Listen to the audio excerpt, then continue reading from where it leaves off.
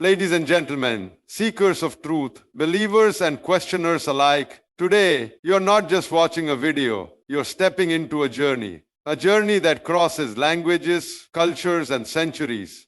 To explore a question older than time itself, what is the difference between Bhagwan and God? But this isn't just about religion. This is about understanding, about breaking the walls built by misunderstanding and seeing with clarity what so many never take time to ask.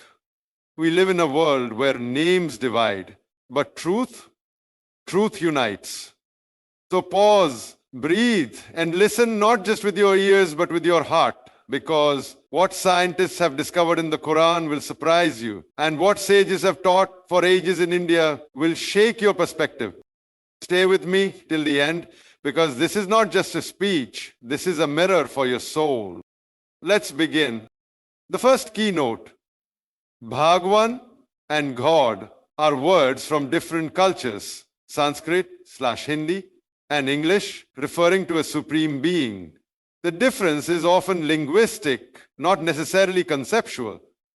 Opens the door to a profound reflection on how human language, culture, and perception shape our understanding of the divine. To explain this in detail, one must look into the historical, linguistic, philosophical, and spiritual aspects that contribute to the use of these two terms and how they are perceived by billions of people around the world. Language is the primary tool by which humans try to articulate what they feel, see, and experience. It is also the means through which civilizations express their understanding of concepts that often transcend the physical world. Among all such concepts, God or Bhagwan, the Supreme Being, the ultimate reality, the Creator, is one of the most abstract, deeply emotional, and universally sought ideas across all human cultures. Yet despite this universality, the way we name or describe this Supreme Being varies, often leading to confusion, debate, or division. But when we look closer, we realize that many of these differences are linguistic, shaped by geography and history, rather than being rooted in fundamentally opposing spiritual truths.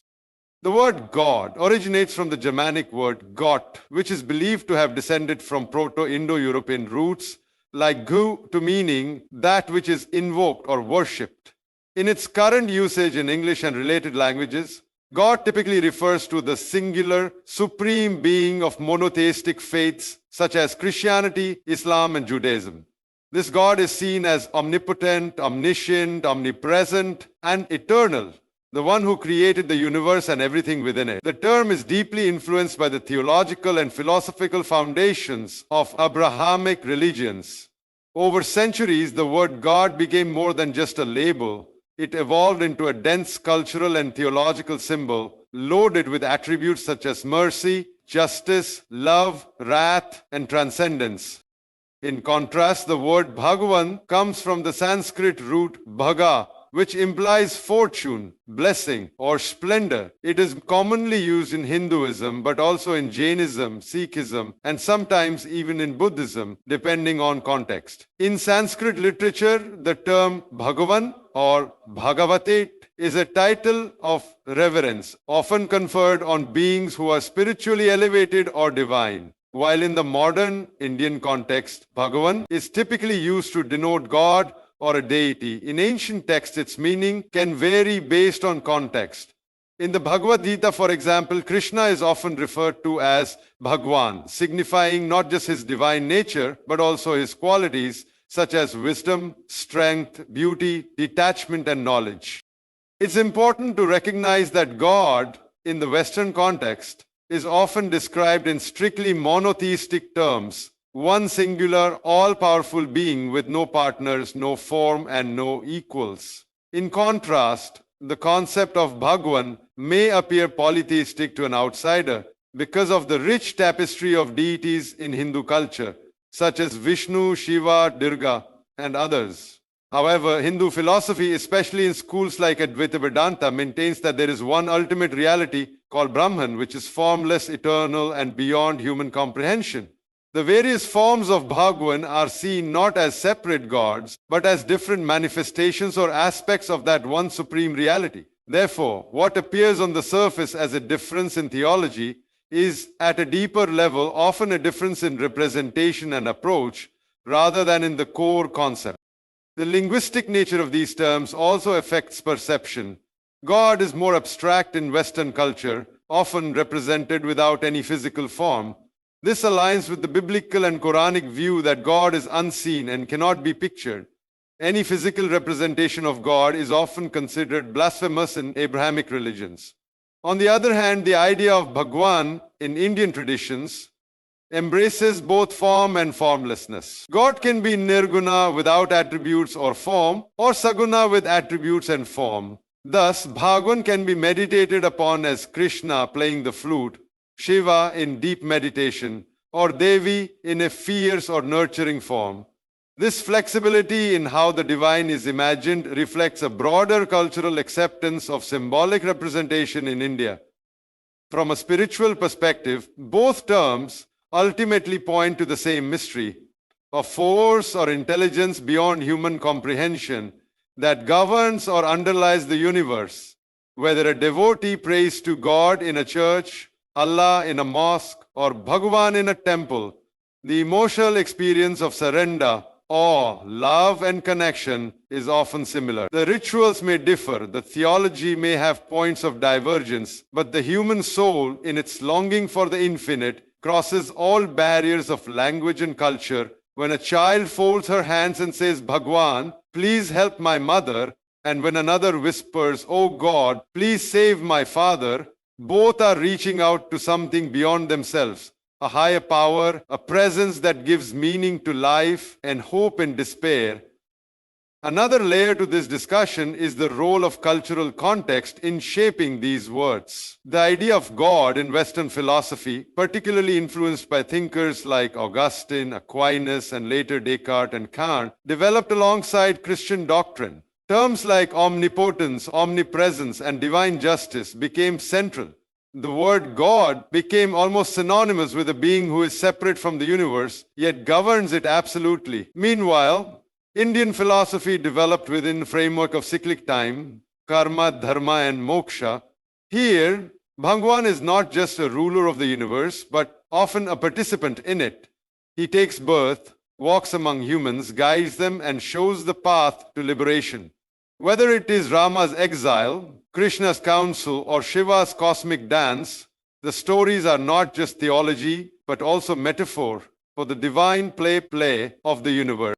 Even though God and Bhagwan emerge from different philosophical traditions, they converge in essential human experience. They both represent the highest ideal, the ultimate refuge, the unseen hand behind creation. What differs is the clothing of the concept. The words, symbols, and expressions used to describe the indescribable. The difference between Bhagwan and God is much like the difference between water and pani. Different words, same essence. But often, these linguistic differences are mistaken for theological conflict. One of the biggest misconceptions arises when people assume that Bhagwan implies belief in many gods, while God implies belief in one. In reality, Hinduism does contain monotheistic streams. In fact, many Hindus believe in one supreme being who manifests in many forms, much like white light breaking into a spectrum of colors. Similarly, Islam and Christianity also believe in one supreme being, but with different interpretations and revelations. The essence of God in these traditions is oneness, transcendence, and the source of all that exists, a description not far from the Hindu understanding of Brahman. The human tendency to divide based on language and culture often leads us to exaggerate the differences and ignore the similarities. Words like Bhagwan and God are not competing products. They are attempts to describe the same ultimate reality from different vantage points. A blind man touching an elephant's trunk might call it a snake. Another touching its leg might call it a tree, but both are touching the same creature. Similarly, the different names we give to the divine are reflections of our limited perspective, not of multiple realities. Philosophers and saints from all traditions have acknowledged this. Kabir, the Indian mystic poet, once said, "The river and its many streams all flow to the same ocean. Rumi, the Persian poet, echoed a similar truth when he wrote, "The lamps may be different, but the light is the same." These voices remind us that whether we say Bhagwan, God, Allah, or Elohim, what we truly seek is not a word, but a presence. Not a name, but the nameless source of love, wisdom, and existence itself. In essence, the terms Bhagwan and God are windows into the sacred, each shaped by the cultural winds blowing through different lands. They are not barriers but bridges, not contradictions but complements. The difference lies not in the truth they point to, but in the language we use to reach for it. And perhaps in understanding this, humanity takes one step closer to realizing the unity behind all diversity. The second keynote, which states, in many interpretations, God in Abrahamic faiths is singular, all-powerful and formless, while Bhagwan may refer to a deity in a personal form like Vishnu, Shiva, and sometimes multiple deities, addresses a significant theological and philosophical distinction between the concept of God in Abrahamic religions and the idea of Bhagwan in Indian spiritual traditions, particularly Hinduism. To understand this note in depth, one must delve into the foundational beliefs, scriptural sources, and cultural context of both perspectives. This includes the structure of monotheism, polytheism, and their various philosophical interpretations that often go beyond simple categorization. In the Abrahamic religions, Judaism, Christianity, and Islam, God is understood as a singular, indivisible being who is not only the creator but also the sustainer and ultimate judge of the universe. This concept is known as monotheism, derived from the Greek words mono, one, and theosis. In these faiths, the idea of God is that of an all-knowing, all-powerful, and omnipresent being who exists outside of creation. God is not bound by time or space and does not possess a physical form. Any anthropomorphic descriptions found in scriptures are typically interpreted metaphorically or allegorically. In Judaism, God is referred to by names such as Yahweh or Elohim, though the name Yahweh is considered so sacred that it is not pronounced aloud. The Shema, a central declaration of faith in Judaism, begins with, "Hear, O Israel, the Lord our God, the Lord is one." This establishes a strict monotheism, emphasizing God's singularity and uniqueness. God is seen as transcendent, wholly other than the world, and not represented by any physical form or image. The Torah and the writings of the prophets stress that God is invisible and cannot be contained within any image or statue. Christianity, while rooted in Jewish monotheism, introduced the doctrine of the Trinity, the belief in one God in three persons, the Father, the Son, Jesus Christ, and the Holy Spirit. While this may appear polytheistic to outsiders, Christians argue that it is a mystery of unity within diversity. The three persons are distinct, yet of the same essence. Despite the incarnation of God in the form of Jesus, Christian theology maintains that God, in essence, remains formless and eternal. The incarnation is seen as God taking on human form to accomplish a divine purpose, not as a permanent limitation of the divine nature. Islam, the youngest of the Abrahamic faiths, emphasizes monotheism in its most uncompromising form. The concept of Tawheed, the oneness of God, is central to Islamic belief. God, referred to as Allah, is described in the Quran as unique, eternal, and beyond human comprehension. The chapter Al-Ikhlas declares, "Say, He is Allah, the One, Allah, the Eternal Absolute. He begets not, nor is He begotten, and there is none like unto Him." Islam strongly forbids any physical depiction of Allah, considering it shirk, associating partners with God, which is the gravest sin in Islamic theology.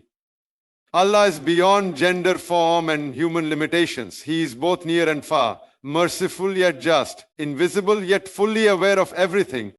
In contrast, the concept of Bhagwan in Indian traditions, especially in Hinduism, is multifaceted and includes both personal and impersonal aspects of the divine. Hinduism is often perceived as polytheistic due to its many deities like Vishnu, Shiva, Durga, Lakshmi, and others.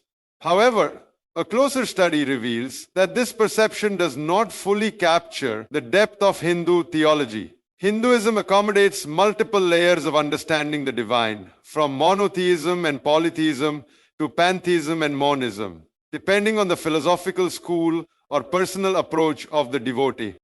The term Bhagwan is used to refer to a personal deity, often one who is worshipped in a specific form and with specific attributes. For example, Vishnu is seen as the preserver and protector of the universe, often depicted with blue skin, 4 arms, and symbols like the conch and discus. Shiva, on the other hand, is the destroyer and transformer, represented with a trident, matted hair, and the crescent moon. These deities are often worshipped through idols or murtis, elaborate rituals, and storytelling traditions that bring their personalities to life. They are not merely symbolic. For many devotees, these forms are real, tangible ways of connecting with the divine. Despite the multiplicity of deities, many Hindu schools of thought assert that all deities are manifestations of one ultimate reality, Brahman. According to Advaita Vedanta, one of the major philosophical schools of Hinduism, Brahman is formless, infinite, and beyond attributes. It is the underlying reality of all existence, the source from which all forms emerge and into which they dissolve. The various gods and goddesses are considered different expressions of this one reality, meant to aid the devotee in focusing their devotion and understanding the infinite through the finite. This concept is similar to how a prism breaks light into various colors. The colors are many, but the source is one. This layered approach allows for a unique theological flexibility in Hinduism. A person may worship Krishna as their personal Bhagwan, seeing him as the supreme being, while another may revere Shiva or Devi with the same devotion and belief in their supremacy. The scriptures accommodate these diverse perspectives, emphasizing that sincere devotion, regardless of the form, leads to the same ultimate truth. The Bhagavad Gita, a key Hindu scripture, says, "In whatever way people approach me, in that way do I bless them. All paths, Arjuna, lead to me." Another important aspect to understand is the concept of avatar. In Hinduism, God, Bhagwan, is believed to descend in various forms called avatars to restore dharma, cosmic order, and protect the righteous. Krishna and Rama are considered avatars of Vishnu, appearing on earth in human form with divine powers. This belief in divine incarnation sets Hinduism apart from the Abrahamic rejection of God taking physical form. In the Abrahamic worldview, God is too transcendent to take on material form, and doing so would imply limitation. In Hinduism, the idea is that the infinite can freely take on form without being limited by it, just as the ocean can form a wave without ceasing to be the ocean. The approach to divine form also differs in terms of artistic and devotional expression. In Hindu temples, the deity is represented by beautifully crafted idols, adorned with clothes, jewelry, and flowers, and treated as a living presence.